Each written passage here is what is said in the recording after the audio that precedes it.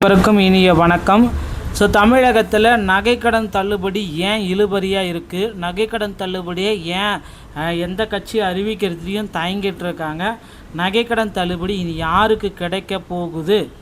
இதை பற்றின ஒரு முழுமையான டேட்டாபேஸை தான் இந்த ஒரு வீடியோவில் நான் உங்களுக்கு சொல்ல போகிறேன். நீங்கள் நம்முடைய சேனலை முதல் முறையாக பார்க்குறீங்க அப்படின்னா மறக்காமல் ஒரு சப்ஸ்கிரைப் அண்ட் பெல்லை கிளிக் பண்ணி வச்சுக்கோங்க. வாங்க வீடியோக்குள்ளே போகலாம்.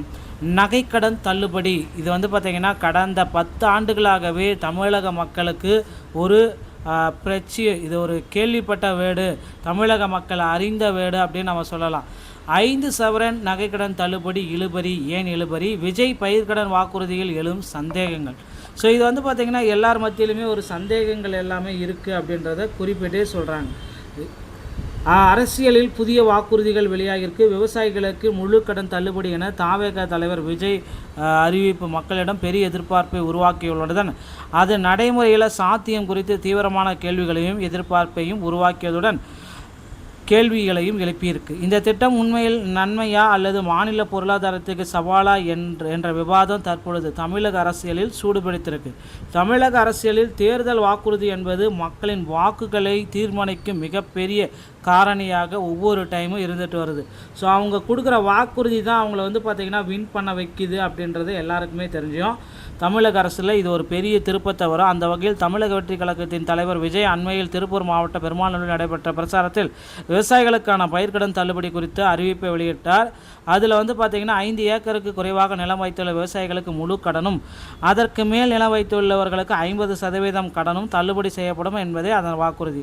இந்த வாக்குறுதி ஆளும் மற்றும் எதிர்க்கட்சிகள் மட்டுமின்றி பொருளாதார வல்லுநர்களிடையே பெரும் விவாதத்தை ஏற்படுத்துகிறது. விவசாயிகளுடைய நலன் சார்ந்த இந்த அறிவிப்பு உணர்வுபூர்வமாக வரவேற்கப்பட்டாலும் மாநிலத்தின் நிதி நிலைமை மற்றும் ரிசர்வ் வங்கியின் புதிய நடைமுறைகள் இதற்கு முட்டுக்கட்டையாக இருக்குமா என்ற கேள்வியே இருந்திருக்கு. 5 சவரன் வர்த்திக்கு பார்த்திங்கன்னா பொதுவாக நகைக்கடன் தள்ளுபடி எல்லா பேங்க்லேயுமே வச்சுருக்கிறவங்களுக்கு அனைவருக்குமே நகைக்கடன் தள்ளுபடி பண்ணலாம் அப்படின்ற மாதிரி ஒரு சில அப்டேட் போயிருந்தாலும் ரிசர்வ் வங்கியோடைய ரூல்ஸை மீறி பார்த்திங்கன்னா இதெல்லாமே மாற்றி வாங்கலாம், மீண்டும் பார்த்திங்கன்னா சேஞ்ச் பண்ணுறதுக்கும் வாய்ப்புகள் இருக்குது. ஏன்னா வங்கிகள் தனிக்குன்னு ஒரு ரூல்ஸை ஃபார்ம் பண்ணி அந்த ஃபார்மேட்டில் இயங்குறாங்க. அதனால தான் எந்த கட்சிகளுமே பார்த்திங்கன்னா இப்போ நகைக்கடன் தள்ளுபடி அந்த தள்ளுபடியை பற்றின ஒரு பெரிய அப்டேட் எந்த கட்சி சார்பாகவும் வரல. ஒரு அரசு கடன் தள்ளுபடி செய்யும் பொழுது அந்த தொகையை அரசு தான் கூட்டுறவு நிறுவனங்களுக்கு திருப்பி செலுத்த வேண்டும். இதுவரை நடைமுறையிலிருந்து 5 ஆண்டு கால தவணை முறை என்பது கூட்டுறவு சங்கங்களை பெரும் நிதி நெருக்கடியில் தள்ளுவது என்பது நிதர்சனம். ரிசர்வ் வங்கியோடைய ரூல்ஸ் 2024ஆம் ஆண்டு ரிசர்வ் வங்கி பிறப்பித்த ரூல்ஸின் அடிப்படையில் ஒரு முற்றுப்புள்ளியை வைக்க இருக்குது. தள்ளுபடி செய்யப்படும் தொகையை அரசு இழுக்கடிக்காமல் 40 முதல் 60 நாட்களுக்குள் முழுமையாக கூட்டுறவு சங்கங்களுக்கு வழங்கப்பட வேண்டும் அப்படின்றத குறிப்பாக சொல்லியிருக்காங்க.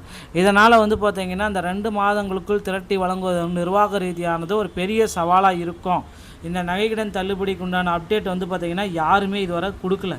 தற்போதைய நிலவரப்படி விஜய் தனது பிரச்சாரங்களின் பயிர்க்கடன் தள்ளுபடி குறித்து அதிக அழுத்தம் கொடுத்து பேசி வருகிறார். நகைக்கடன் தள்ளுபடி குறித்து இதுவரை அவர் நேரடியான விவாத வாக்குறுதிகளை முன்வைக்கப்படவில்லை.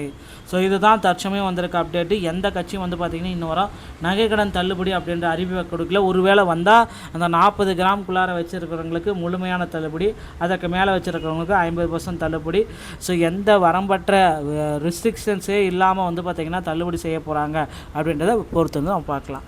இந்த மாதிரி தகவல்களை நீங்கள் உடனுக்குடன் பெற நீங்கள் நம்முடைய சேனலோடு இணைந்திருங்கள். மீண்டும் ஒரு நல்ல தகவலோடு நான் உங்களை சந்திக்கிறேன். நன்றி, வணக்கம், தேங்க்யூ.